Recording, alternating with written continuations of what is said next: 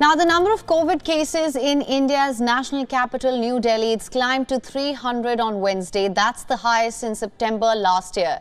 The positivity rate also climbed to 13.89% in New Delhi, according to data shared by the City Health Department. There were 2 more COVID-19 related deaths that were also reported. A senior official from the State Health Department said that Delhi's health minister will be conducting a meeting today with the doctors of major Delhi government hospitals where COVID beds have been reserved. New Delhi has witnessed an increase in the number of fresh COVID cases over the past few days, alongside a sharp rise in the H3N2 influenza cases in the country. COVID-19 cases across India also surging. The country has recorded a single-day rise of 2,151 new cases. That's the highest in 5 months. The state of Maharashtra has 450 new cases. The southern state of Kerala has 215 COVID-19 cases. Karnataka and Tamil Nadu hold similar numbers. That's at 135 and 105 respectively, newly detected COVID-19 cases. Meanwhile, the World Health Organization has changed its recommendation for COVID-19 vaccines, suggesting that high-risk population should receive an additional 12 months after their last booster.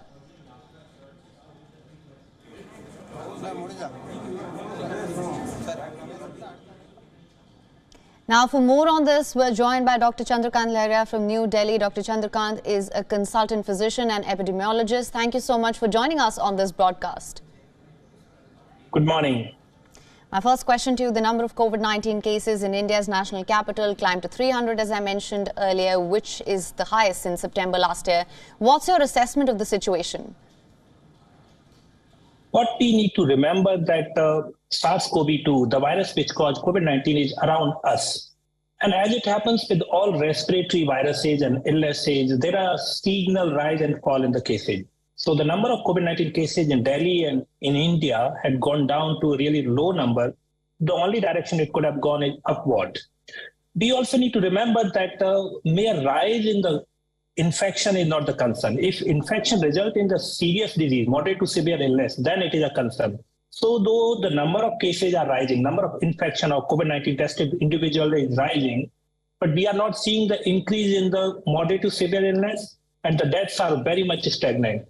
So of course, the numbers are rising, which is one parameter, but we should not be looking at numbers only. We should be looking at moderate to severe illness, which is not on the rise, and that is very assuring. All right, so just for more clarity here, as of now, you would say this is just a seasonal rise and fall in the numbers and there's no need to worry as such currently? I would say yes, this is a rise on the expected line. We never expected that there would not be any rise in the future. And this currently cases are rising. They would fall in the time ahead. In the future also, there would be regular rise and fall in the cases. But this surge would be very smaller in the number. But it's also a time that we should not be looking at the absolute numbers in terms of infection. It is high time that we change our tracking parameter to moderate to severe illness, hospitalization, and deaths. And that if there are changes in those, that should be the criteria for any worry. But immediately, as of now, it's not a concern from public health viewpoint.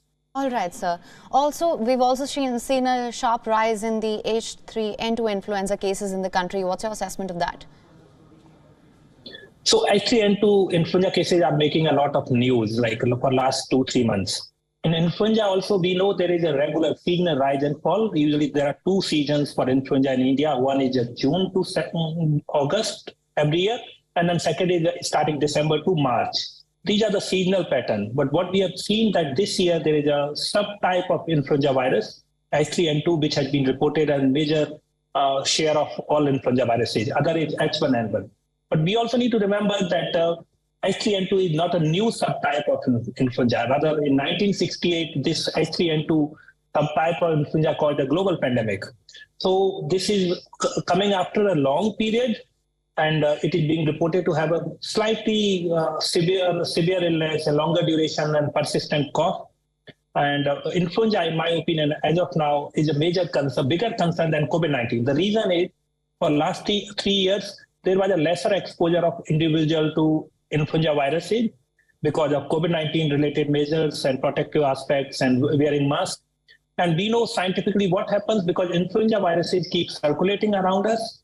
So if a population is not exposed to those circulating viruses, and as and when this preventive approach, such as COVID-appropriate behavior, have been removed, so we are now getting exposed to all circulating variant which has come in the last 3 years.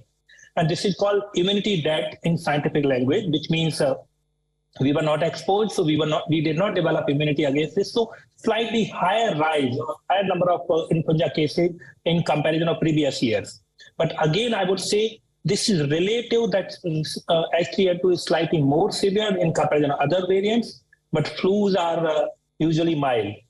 In that H3N2, I would like to remind that most of the healthy adults need not to worry, but children younger than 5 years, which means 6 months to 5-year-old children, pregnant women who are in second or third trimester of pregnancy or just delivered, 65 plus year old population, or adults who have any coexisting morbidity, they should be little careful and they should wear masks when going to crowded places or when talking to some infected individual, a flu-like symptom individual. All right. Now, Dr. Delhi's health minister will be conducting a meeting today with the doctors of major Delhi government hospitals where COVID beds have been reserved. What would you say of the measures and the preparations? Do you think we're better equipped this time around? So there are two things. One is public health measure of government. If there are rise in the cases, it is right thing that government or government machinery takes appropriate measures to take stock of the situation. So the way I see meeting called by the government of Delhi is a standard procedure, and that's how government should be behaving. They should take stock of situation, and that's what is being done. Regarding the measures, I do not think that there is a need for any specific measure for COVID. In fact, we now know that in many countries, or including United States, where we have a granular data, there are other respiratory illnesses are more common than the COVID-19. So now our approach in India also, in Delhi also, not to focus on COVID only, but to focus upon all respiratory illnesses. We know that tuberculosis is more common infection. Tuberculosis kills many, around 4,000 people every single day in India. There are other respiratory illnesses. Flu also causes severe illness in hospitalization. So now our approach in Delhi and India should be focusing upon all respiratory illnesses. We should educate people about how to prevent from respiratory illnesses, adopt those healthy behaviors so they do not pass on the infection and they do not get infected. But preparation from the government side is fine, but it's not a reason for citizens to be concerned about that COVID is rising or COVID is going to be major concern. It is not going to be major concern in the time ahead. It is around us and it's a mild illness. All right. Dr. Chandrakant, thank you so much for joining us on this broadcast with your insights on this.